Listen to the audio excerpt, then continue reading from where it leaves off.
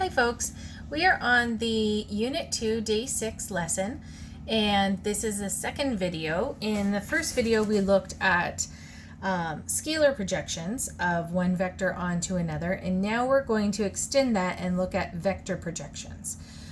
So this probably looks pretty familiar based on the scalar projection diagram. Now remember, the scalar projection was the size or the magnitude of this segment here, which is, we kind of think of it as like the shadow of u on v, or the component of vector u that goes in the same direction as vector v. So what a vector projection is, really, the difference between the scalar projection and vector projection is just this little arrow, just that we've turned this scalar value, which I think we labeled in the first video as ON, from point O to N, into a vector. So now we're not looking at this just as the magnitude or the length of that side. We're calling this a vector with the magnitude of the scalar projection that's in the direction of the vector being projected onto. So basically, how we're going to find an equation for that, the vector projection of A onto B is a scalar projection, so this is the size, multiplied by a unit vector in the direction of B. So we get the magnitude of the vector projection from the scalar projection,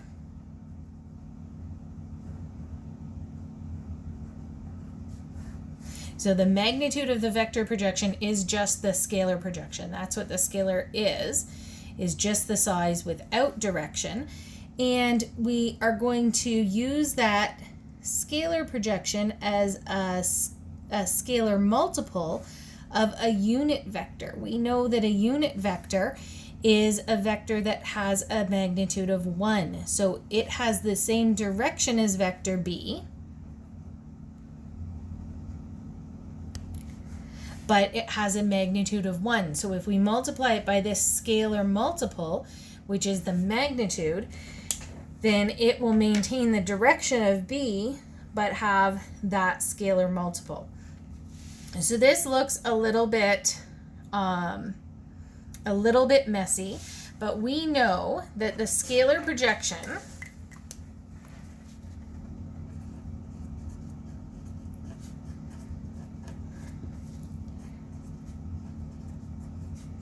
of vector A onto vector B is vector A dot vector B over the magnitude of B. Okay? We also know that a unit vector in the direction of B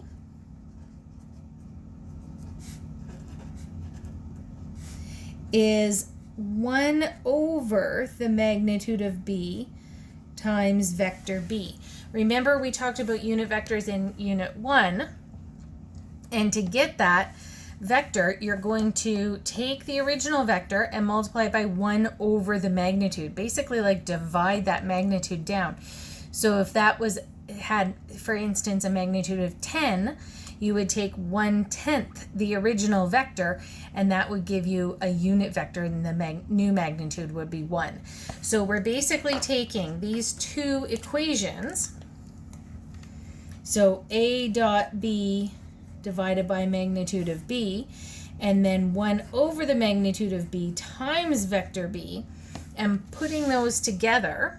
This one has B over the magnitude of B, so it's kind of like a 1 over coefficient. Putting those together, we are dividing by the magnitude of B twice, and then we still have the dot product. So these are all scalars. Dot product is a scalar, magnitude's a scalar, magnitude's a scalar. Those are all scalars. B is a vector. So this is a scalar multiple of vector B. And that will give us this vector here, because this vector, it's in the same direction, but it's a scalar multiple of that vector that you're being projected upon. So It does take a little bit of time. Sometimes people have a real hard time memorizing these equations. And again, I see this all the time. I am a terrible memorizer. I don't memorize this equation because I think that that's silly. I just memorize, I don't memorize the scalar projection. I figure that one out too. But if you know the scalar projection equation and you know the unit vector equation, just remember that you have the magnitude of the scalar times that unit vector and just multiply those two equations together. You don't have to memorize this as a whole separate thing because people get a little mixed up with this one having a squared and this one not, and sometimes that can be a hard thing for people to sort out. If you're just trying to straight memorize those equations, it's way better to have a good conceptual understanding of what you're doing. You're taking this scalar as a magnitude, multiplying it by the unit vector to give it a direction, and then the formula for it makes a lot more sense. So we're going to, for this one, find the vector projection of A onto B. Okay, so we know that this will be the vector projection. These are long to write out, but you do have to kind of show it, and there's not any real good short form. I put proj instead of projection. So we are going to have A dot B divided by the magnitude of B squared, because we have one from kind of each of those, times vector B. Okay, so I'm going to do the dot product of these two vectors. Remember, x's together, y's together, add them all up.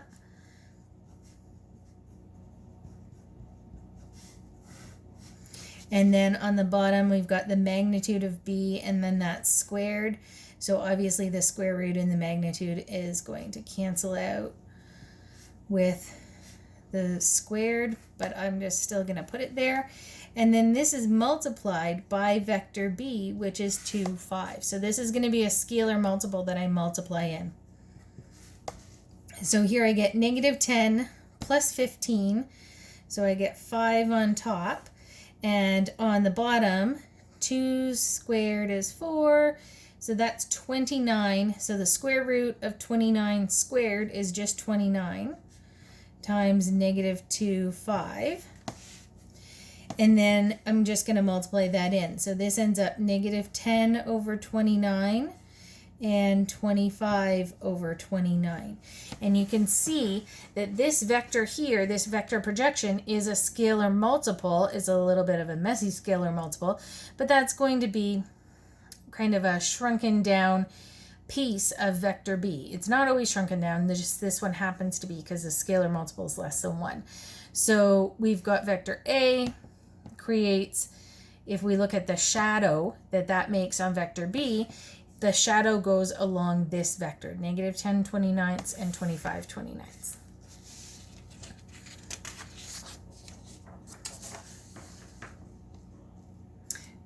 Okay, the next section is going to deal with the angles between a vector and the x, y, and z axis. So you won't be tested on this, the drawing vector OP, so I'm just going to kind of quickly go through this. This is something that's really only tested in Unit 1 because it's pretty time consuming, but just as kind of a reminder of how we do this, we're going to create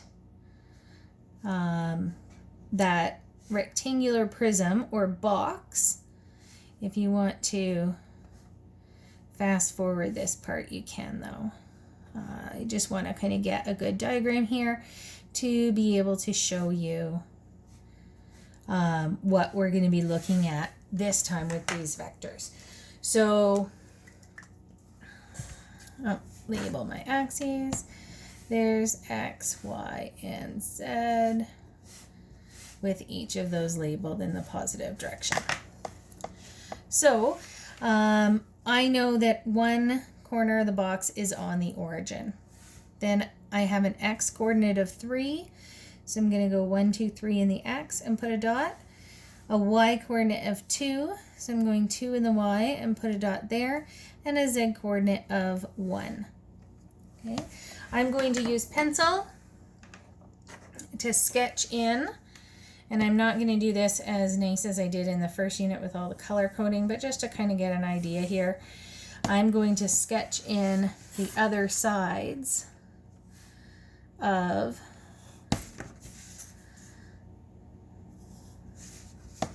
this rectangular prism.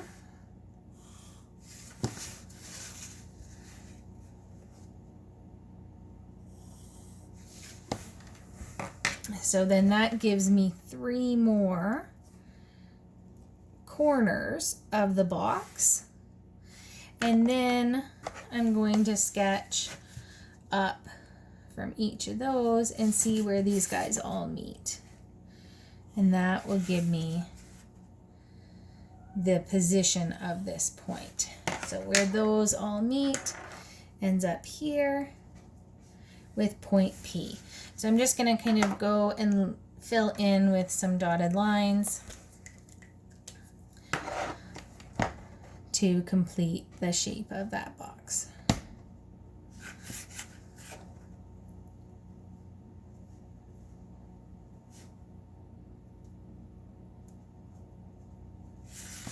And once you get this drawn in, you can go back and erase, of course, any pencil marks.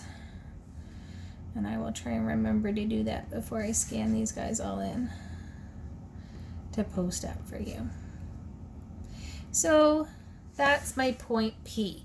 Remember that this point is always the one that is opposite from the origin. It's the diagonally opposite from the origin, so I'm going to label that point P. 3, 2, 1.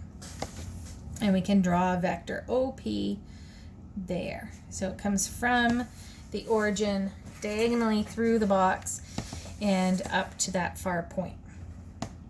So what we want to look at here is the angle that vector OP makes with the positive X, Y, and Z axes.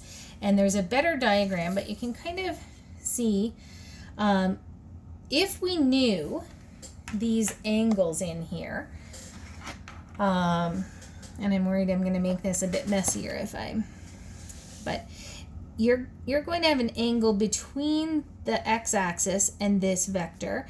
You're going to have another angle between the vector and the y-axis, and a third angle between the vector and the z-axis. And that's actually a unique description of the direction of the vector. So if you know the angle that you go from the positive x, the angle from the positive y, and the angle from the positive z-axis, you can actually identify the direction of a vector. So if you had those 3 angles along with the magnitude, that gives you kind of a unique definition of where that vector would be going. So what I want to take a look at is can we find those? And this is kind of a better, kind of clearer diagram of those 3 angles. So that's something that we're going to look at. But let's just look at this example first. So we have our vector was 3, 2, 1.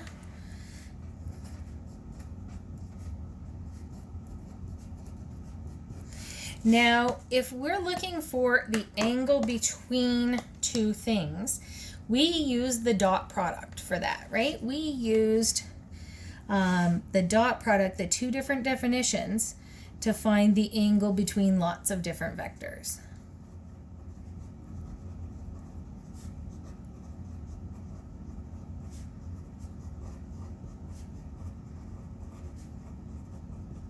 So using the dot product and using the fact that, I'm just going to call them vector A and B, that vector A dot B is the magnitude, I don't know why I wrote a B, magnitude of A, magnitude of B times cos theta. and solve for that theta. That's what we're going to do here, but we're not given two vectors. But we know vectors on the x, y, and z axis. So what's an important vector that we know on the x-axis? That would be my I hat, right? And it doesn't have to actually be I hat. It could be any scalar multiple of I hat because they're all along the x-axis. I'm going to use this same technique that we use to find angles between any vectors to find the angle between OP and I hat. So OP dot I hat equals the magnitude of OP times the magnitude of I hat times cos theta. And since I know I'm going to have to do the y and z axis, I'm going to calculate the magnitude of OP just off to the side because I kind of see myself having to do this over and over, right? So 3 squared plus 2 squared plus 1 squared, and 9 plus 4 plus 1 is 14. So if I take the dot product here, I'm multiplying the x's plus multiply the y's plus multiply the z's equals, so the magnitude of OP is root 14, and the magnitude of I hat, it's a unit vector, so it's 1 times cos theta. So here, when we're doing this dot product, I've got two zeros, so it's really just the first term. So 3 over root 14 equals cos theta. Theta equals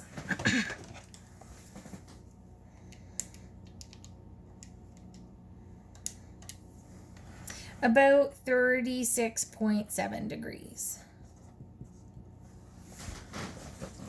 So I'm going to do the same thing for the y-axis and the z-axis. I'm going to call this for now theta 1 because I am looking for 3 different angles.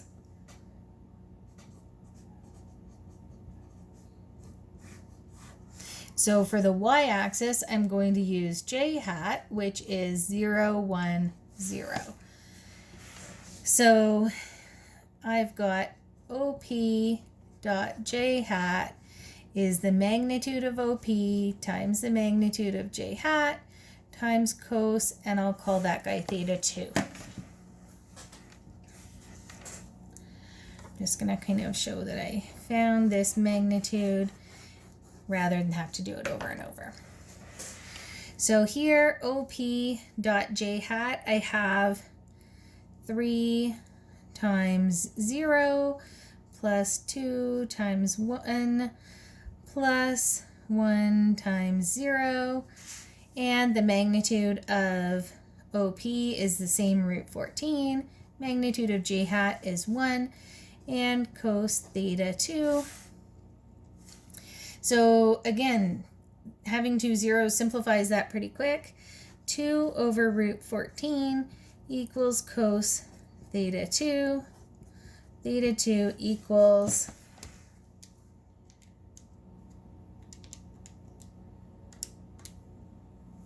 we've got 56.69. And I'll do the same thing for the z-axis. Might be a little bit squeezed in down here.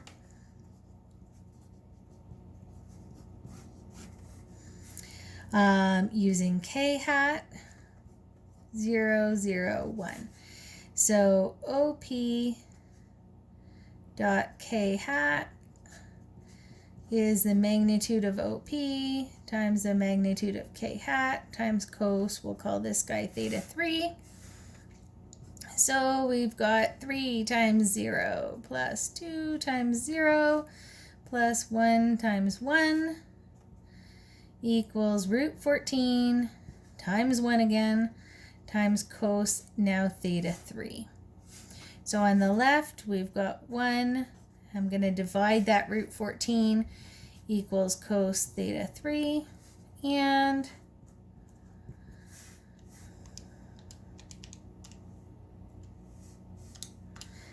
we get 74.5 degrees. So we can find all three of these angles using the same skills that we used with finding the angle between any two vectors using the dot product. However, what I want you to kind of take a look at is what's the pattern there. When you got down here to this step where we had cos of that angle, all of them had the same value on the bottom. It was all the magnitude of OP. And that makes sense, right? Because if our right-hand side here was the magnitude of OP times the magnitude of a unit vector, all those unit vectors are 1. So we're just dividing out that magnitude of OP. The other thing to take a look at is the numerator when you got down to the cos theta. The numerator, finding the angle to the x-axis, was the x-coordinate of OP. For finding the angle to the y-axis, it was the y-coordinate of OP. And when we went to find the angle to the z-axis, it was the z-coordinate. And again, that's not a coincidence either. We see that when we have those zeros from our unit vector, 1, 0, 0, 0, 1, 0, 0, 0, 1. When you do this dot product, the only one that stays is going to be the z-coordinate. Here, the only one that stays is the y-coordinate because the other guys are 0. So what we want to do is kind of generalize this to be able to more quickly find the angle between any vector and these axes, just by kind of generalizing this same thing. You absolutely can do this every time and just say, I don't want to remember a new thing, remember a new formula. I know how to find angles with dot product. It'll work, but we can maybe just save some time if we generalize this just a bit. So there are going to be some new angles we're going to use. Instead of our theta 1, theta 2, and theta 3, we're going to define alpha, beta, and gamma, the first 3 letters in the Greek alphabet, to be the angles specifically between a vector and the x, y, and z axis. Just so we don't have to use subscripts with like theta 1, theta 2, and theta 3. So here, that one is alpha. So we kind of do like it looks like a little bit like a fish that you would draw in kindergarten. Beta is a bee with a kind of fancy loop there. And gamma is just like that. Just kind of a down and loop and up. So just so you kind of see a little bit better how to draw those. I make my gammas like loopier than I think that the font usually comes out, but either way is fine. As long as I can tell which one it's supposed to be, we're good. So if we had a vector, and I'm gonna grab back our old example here, we know that this, I'm gonna do it in general for say the x-axis. We would know that OP dot I hat is the magnitude of OP times the magnitude of I hat times cos alpha. So OP dot I hat, if you had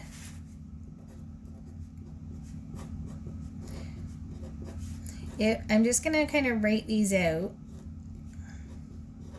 so everybody can see.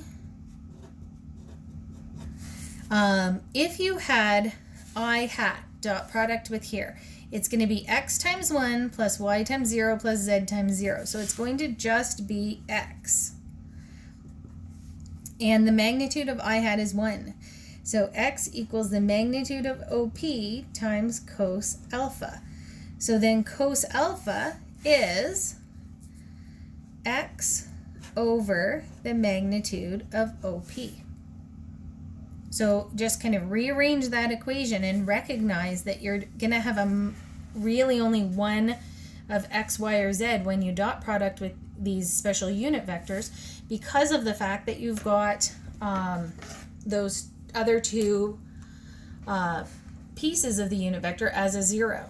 So for beta, if we do OP dot j hat, that's the magnitude of OP times the magnitude of j hat times cos beta.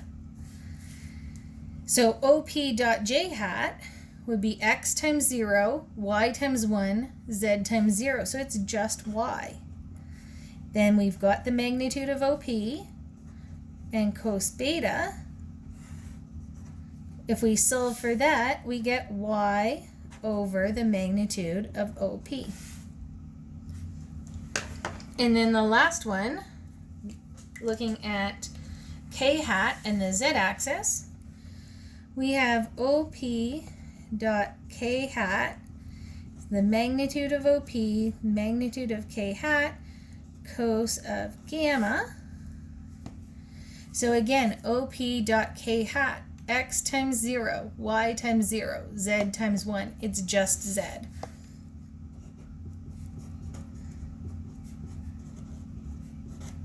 And again, magnitude of k hat is just 1. So we get cos of gamma is z over the magnitude of OP. So that's just kind of in general. And these are what's called direction cosines. They are just a quick way of finding and describing the angle between the x and y and z axes.